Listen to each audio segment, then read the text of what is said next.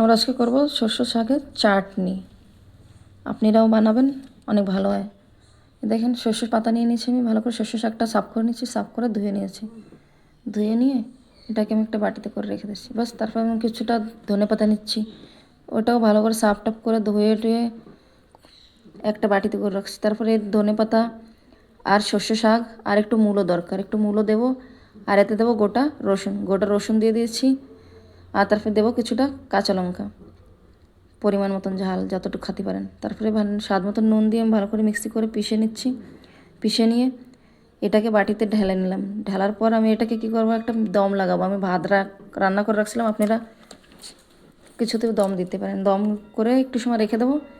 তারপর আমি 10 মিনিট পরে যেই দম লাগানো হয়ে যাবে, আমি এটাকে নাবিয়ে নেব। নাবিয়ে তারপর আমি এতে একটু সরষের তেল দিলাম। এটা সরষের তেল দিলে বেশি স্বাদ হয়। উপরের থেকে কাঁচা সরষের তেল দিয়ে মিক্স করে গরম ভাত দিয়ে খায় দেখলাম, ও সে স্বাদ হয়েছিল।